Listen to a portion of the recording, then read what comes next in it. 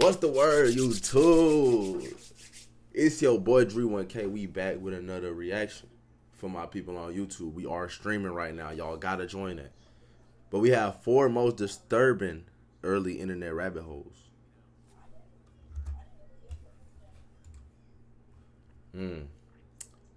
Let's go ahead and get into this video. Shout out to my boy Chillin' Scares. Y'all know he come through with the .com. In oh, February of 2004, a user on a now outdated message board asked other members about a strangely morbid site they recently came across. The post read, "SeeMeRot.com. Is this coffin webcam real? I recently visited www.seemerot.com, which is a live webcam inside a coffin that is taping a woman in her 40s who passed away from natural causes. What? Something isn't right here. They claim it's real, but there is very loose wording under the disclaimer. Someone please help clear this up. Is it a hoax? There seems like there are too many loose ends here. There has to be more to the story than this." That's gotta be cap, bro. Visiting this site today leads to an Australian fashion and lifestyle blog that has nothing to do with what this post was talking about. Fortunately, this domain has been extensively archived by the Wayback Machine over the years, allowing us to go back in time and see how it used to look in August of 2003. And sure enough, it was just as bizarre as the OP mentioned in their post. Its logo was the site's name over a picture of a coffin, with an ominous caption tagline reading, "Being dead and buried doesn't mean you can't have friends over." Below this was a supposed live view from within a coffin, featuring 2 cameras pointed at the deceased face and feet. What? Live streaming video over the internet wasn't really a thing back then, so these were more akin to images that were updated periodically. These images were too low res and hard to decipher, even for 2003 standards, hinting that this whole thing might have been nothing more than a hoax. But less than a month later, the site's owner replaced them with a much clearer picture of the person in the coffin. It showed what was supposed to be the final resting place of a young woman in a light blue button-up shirt. Yo, what is this? This new feed also refreshed every 10 seconds with an updated picture. However, the most disturbing part of this website wasn't the coffin stream, but the description beside it. It opened with the site's owner providing a detailed play-by-play of what exactly they did to get this live preview, stating, "Welcome to SeeMeRot.com. This site is dedicated to all who have gone before us. 2 months ago, we attached the world's first live coffin cams to the interior of our subject's casket. This was done after friends and family had seen the deceased for the last time. We then traveled over 2,000 miles with the casket to the family's chosen burial place, undisclosed to protect gravesite. Having arrived at the graveyard, a small ceremony was held, after which the final preparations were made to our transmitting hardware and lighting units.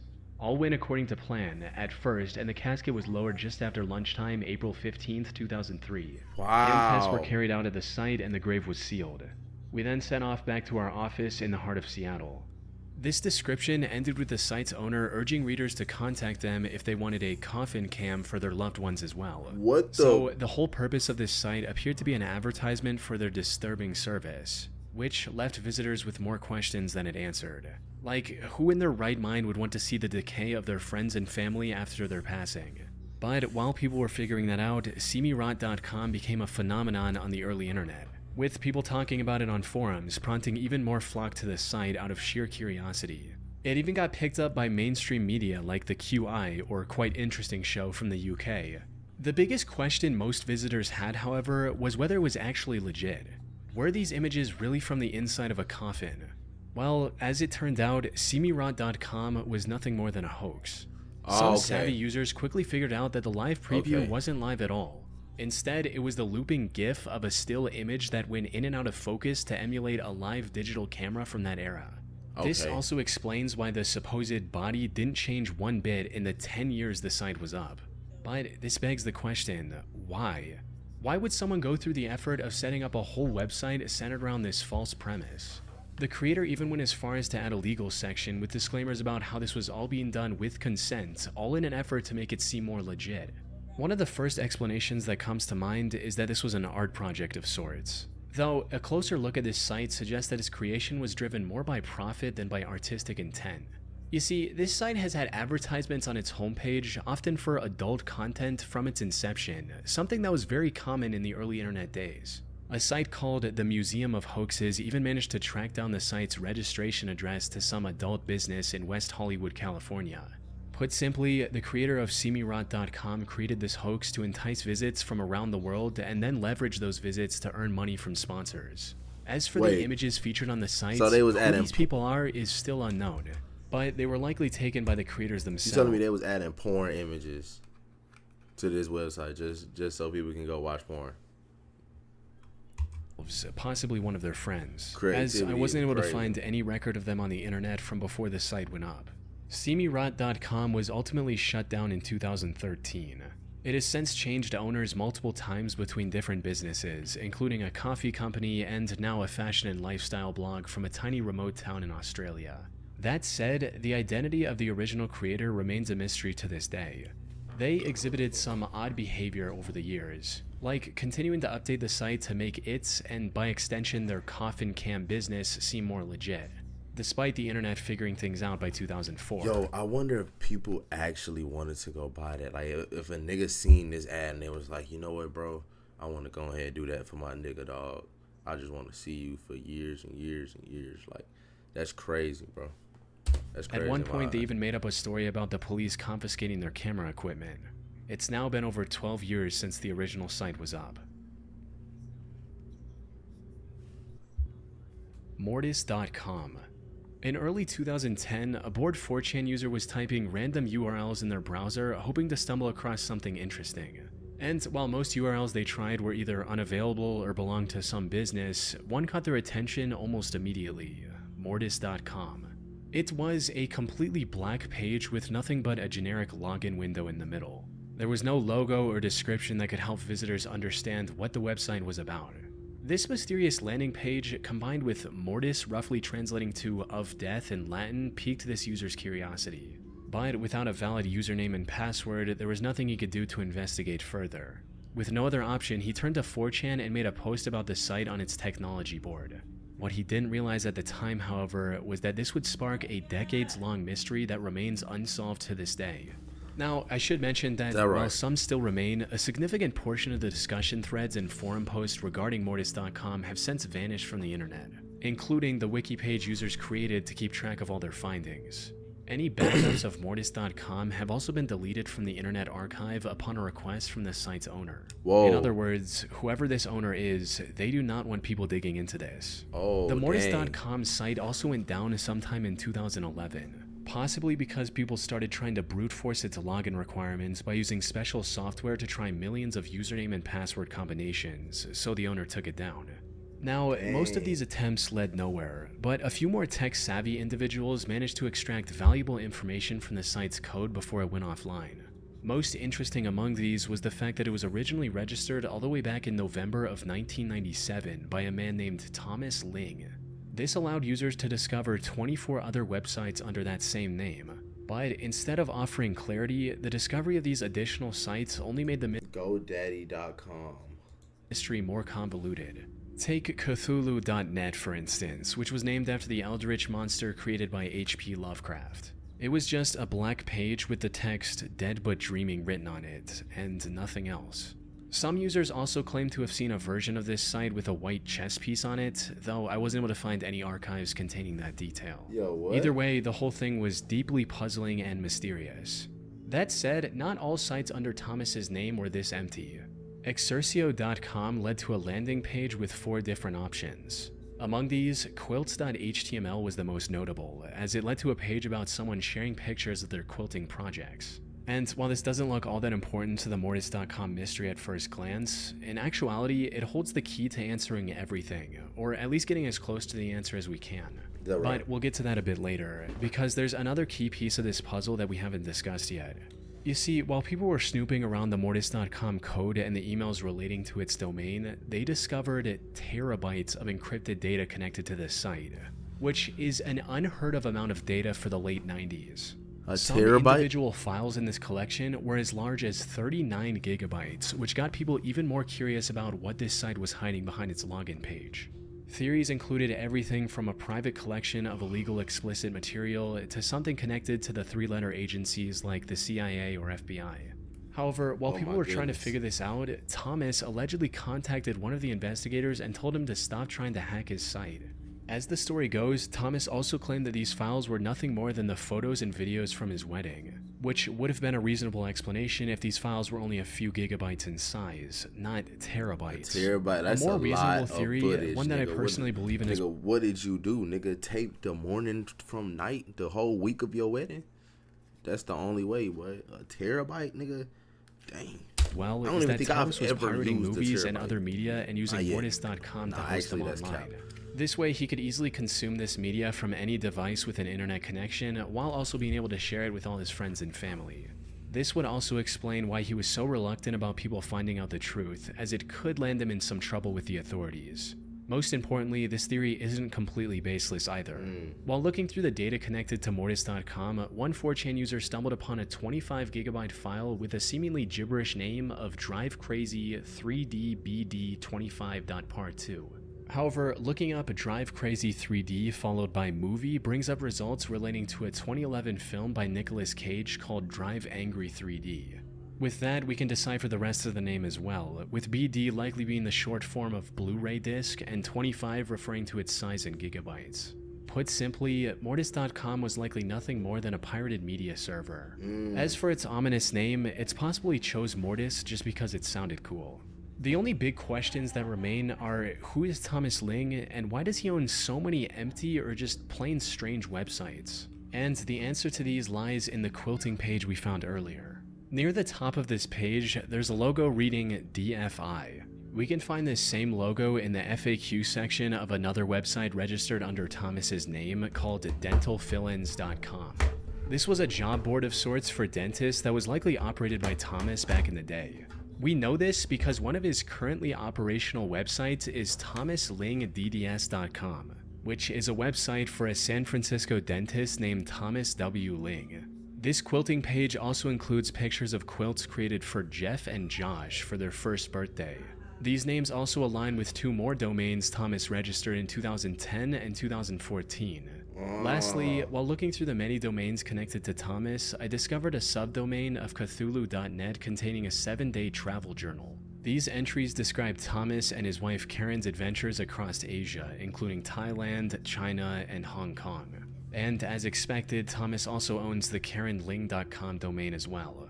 To summarize, Mortis.com was most probably a personal media server owned and operated by a San Francisco dentist named Thomas Ling. As for the many You were just a regular nigga then. It wasn't nothing. Bro, the internet has a way of just seeing something and exploding it and it turns to something that is really not, bro. I promise you. Like, it's like a curse or something, bro. Like, they see something and then they can just change it to whatever they want to. Domains under his name, he acquired them for his businesses, close family members, or for random projects like creating an online travel journal. These were also meant to be a completely personal thing. Unfortunately, someone accidentally stumbled across one of his sites and turned them into a decade-long internet rabbit hole that many are still trying to figure out to this day. Slave Master. In the year 2000, a very disturbing chain message started spreading on AOL, which was a popular instant messenger at the time. If a guy by the name of Slave Master contacts you, do not answer. He has killed 56 women that he has talked to on the internet. Please send out to all the women on your buddy list. Also ask them to pass this on. He has been on Yahoo, AOL, Excite so far. This is no joke. And please send this to men too, just in case. Send to everyone you know. Now, chain messages like this were fairly common back in the day. They were an evolution of the physical chain letters and often contained some pretty out there claims, like telling the reader to forward it to 20 people or something bad would happen in 3 days. This one, however, felt a lot more real, and that's because it actually was. Slave Master wasn't the name of a fictional horror character someone had created to start an internet hoax. Instead, it was the username of John Edward Robinson, the internet's first serial killer. Someone who used early online chat rooms like AOL to find and entrap his targets. No way. One of his first online victims was 45-year-old Sheila Faith. She met John in 1994 in an online chat room, and after talking with her for a few weeks to gain her trust, John promised to pay for the surgery of her 15-year-old wheelchair-bound daughter, Debbie. All Sheila had to do was go to Kansas City where John lived, and he promised to take Oh, care of Evelyn. everything else. She Shout out, agreed and moved Evelyn. to the city with Debbie in December of that year. Unfortunately, Wait. Hold on. Just dropped you a follow. Appreciate that, gang. Appreciate that. My chat is all messed up for some reason. Appreciate that, Evelyn. Bro, wait. What happened, though, gang? Sheila had to do was go for the surgery of her 15-year-old wheelchair-bound daughter, Debbie. All Sheila had to do was go to Kansas City where John lived, and he promised to take care of everything else. She agreed and moved to the city with I'm a Debbie huge in fan of December Naruto. of that year. Unfortunately, that was the last time anyone saw Sheila or Debbie alive. A few years later, killed John used the them persona both. of slave master once again, this time with a 21-year-old Polish immigrant named Izabela Lewicka. No. Isabella met John in 1997 and began chatting with him almost daily. Over the next 2 years, John showered her with love and convinced her to move to Kansas City as well. Once she was there, he rented an apartment for her and even made her sign a marriage certificate, which he never turned in. But then Isabella suddenly disappeared, and when asked about her by her peers, John claimed that she was caught using drugs and was thus deported back to Poland. Tragically, this lie worked better than he might have expected, giving him the confidence to look for his third online victim just a few months later. And the next person to fall in this trap was 27-year-old Suzette Troughton. She was a nurse from Michigan with big dreams. John realized this early on in their conversation and posed as a wealthy businessman to entice Suzette. He offered her a $60,000 a year job working as his non-existent father's primary caretaker. And to sweeten the deal further, also promised to take her with him on his business trips around the world. This was what finally convinced Suzette to leave her already established life in Michigan. Back then the internet was so crazy. Like you could real life tell somebody whatever they wanted to hear and they'll believe you, bro. Like on the back end of the internet, nigga, if you was to post like one of the AI videos now, bro, internet would have went crazy, gang. Like everything would have went crazy. Did I watch the whole Naruto series? Yes, I actually did. I'm actually rewatching it right now. But like that's crazy, bro. Like I don't know. If I was born back then, bro, like back then, hey. Oh shoot, my thing messed up.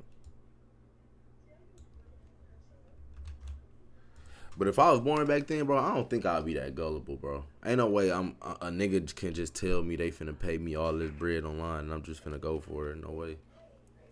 No way. Actually, that's cap. If I was a kid, I would have went for it, bro. I would have went for it. I would have went for it. And moved to Kansas City. But unlike his previous 3 victims who disappeared without a trace, Suzette gave John's name and number to her mother before leaving. Shortly after leaving for Kansas City, her mother also started receiving several typed letters, supposedly from Suzette, reassuring her of her safety. However, her mother found these letters incredibly suspicious, as Suzette had never sent a typed letter before. They were also free of any grammatical or spelling mistakes, which didn't match Suzette's writing style. So she called John, hoping to speak with her daughter. Instead, she was met with hostility from John, who accused Suzette of stealing his money and running away. But Suzette's mother knew her daughter would never do something like this. So she called the police on March 1st, 2000, kickstarting an investigation into John's life. The police in Kansas City, however, were already quite suspicious of him. You see, John was a lifelong con artist who'd been behind bars several times for embezzlement, fraud, forgery, and other similar charges. Most importantly, his name had already come up. A shark. He looked innocent, bro. Like this type of nigga, you will pass on the street, you would think he never did nothing, gang. That's crazy. That's crazy. It really be the niggas in plain sight, bro. That'll really be the wildest niggas, bro. Evelyn, gang. Sorry, what'd you say? I like Attack on Titan. Yeah, I like Attack on Titan. Bro, I'm not watching anime, gang. We clearly watching something that's other than anime right now, folks. But I appreciate you, gang. Let me find out you a bot, bro. I'm gonna be you seeming like a bot right now. And fraud, forgery, and other similar charges. Most importantly, his name had already come up in multiple missing woman cases. Each time he escaped consequences due to insufficient evidence. This time, investigators held back and quietly kept John under surveillance. And it wasn't long before their patience paid off. One of his would-be victims called the police on him. This gave the authorities a warrant to put John under arrest and search his property for evidence. However, what this search uncovered was far more horrific than anyone could have imagined. No. As it turned out, Sheila Faith was far from his first victim. She was just the first one he lured through the internet. No. He'd already lured and killed 4 more women before Sheila, dating as far back as 1984, including 19-year-old Paula Godfrey, 27-year-old Catherine Clampett, and 49-year-old Beverly Bonner. However, his worst crime was against 19-year-old Lisa Stasi. John approached Lisa and her 4-month-old daughter after his brother expressed his desire to adopt a child. He lured Lisa with promises of a stable life, only to end her life in a hotel room. He then gave Lisa's 4-month-old daughter to his brother, claiming that she was an orphan, and even pocketed $5,500 from them in legal fees. After his arrest, authorities searched his property with cadaver dogs and discovered multiple oil drums filled with the rotting remains of his victims. Oh my God. He was convicted in January 2003 and received 5 life sentences without the possibility of parole, along with the death. 2003, nigga, I was 1. This is crazy. Bro, that's crazy. I was 1 years old, bro. I wasn't even 1. I was like about 6 months to 8 months. That's crazy. Sentence for his crimes. Yo. Markovian parallax denigrate. On March 11, 2004, American journalist and U.S. Congress worker Suzanne Lindauer was arrested by the FBI on suspicion of being a spy for Iraq. While doing some research on her, a Wikipedia user named Lazarus666 found a connection between her and a string of strange Usenet posts from 8 years earlier. For some context, Usenet was the precursor to modern internet forums. Discussions on Usenet were divided into several sections called the news groups, similar to subreddits on Reddit. Now, spam on Usenet wasn't exactly rare. Shady companies often made promotional posts in an attempt to market their products for cheap. However, on August 5, 1996, several groups were flooded with tens of thousands of posts that looked like regular spam at first, but a closer look revealed their true intention, or lack thereof. Put simply, these posts were mostly complete gibberish, with seemingly random strings of words formed into paragraphs. Now, when Lazarus was researching Susan Lindauer, he came across one of the few surviving posts from that day and noticed that it was made by a Susan Lindauer as well. Okay. Lazarus speculated that these might have something to do with Susan sending encoded messages back to Iraq. Looking back, however, this theory makes little to no sense. That's mainly because in over 2 decades, no one has been able to identify any patterns in the posts that might suggest they're encoded. More importantly, if Susan wanted to broadcast anonymous messages, why would she use an email with her own name on it? But regardless of how feasible Lazarus's theory was, it ended up generating a ton of interest in the topic. These strange Usenet posts were later given the name Markovian parallax denigrate based on the subject line of the sole surviving post. It also became known as one of the first great mysteries of the internet, with people from around the world trying to figure out what these posts meant. Unfortunately, no one has been able to find a concrete answer ever since. The theory linking them with Susan Lindauer was eventually dropped by internet sleuths as they couldn't find anything connecting the two. It was also discovered that the email address actually belonged to a student of the same name from the University of Wisconsin. However, this also went nowhere as the email address turned out to be spoofed from the start. People then looked into the mystery's title, Markovian parallax denigrate, and assumed that it might have something to do with the Markovian process, which is the math used by phone keyboards to predict the next word in a sentence, and even serves as the foundation for modern text-based AI services like ChatGPT. So maybe someone was just experimenting with a new Markovian process-based bot and decided to unleash it on the Usenet. Unfortunately, this theory doesn't have much ground to stand on either. The thing is, this mystery only got the Markovian name because that was the subject of the most popular surviving post. This led many to falsely believe that this was the subject for all the thousands of similar posts made that day. But that can't be further from the truth. The word Markovian appeared on the subjects of only 2 posts out of thousands. Even if we assume these posts were generated by a Markovian bot, the theory still doesn't hold up, since the content of these posts was pure gibberish. Despite the fact that Markovian text generators from years before this incident were already capable of producing coherent sentences with relative ease. So, what's the actual explanation here? What was the true meaning behind these thousands of seemingly nonsensical posts? Well, like many other mysteries on the internet, the most likely answer is also the simplest one. Put plainly, this spam of thousands of posts was just that, spam. Something that becomes abundantly clear when you consider that, with a single exception, the only news groups targeted were related to Christianity. In other words, there's a strong chance this was simply an attempt by an unknown user to troll Christian news groups. As for why the spam looked so jumbled, it was likely an attempt to bypass Usenet's spam filters, which typically flagged and deleted repeated messages. That said, this is still just an educated guess, and the rabbit hole can get much deeper the more you look into this. Maybe it did originate as something far more exotic, like a text version of spy number stations, or an attempt to test the security of Usenet by a foreign entity. But unless the original developer comes forward with a confession, the spam theory is the best we have to explain the rabbit hole that is Markovian parallax denigrate. So it was just a bunch of nothing. Got you. I got you, my boy. Got you. But y'all go ahead, like, comment, subscribe, do all that. And third, hey, I'm here for some more reactions, gang. We gone.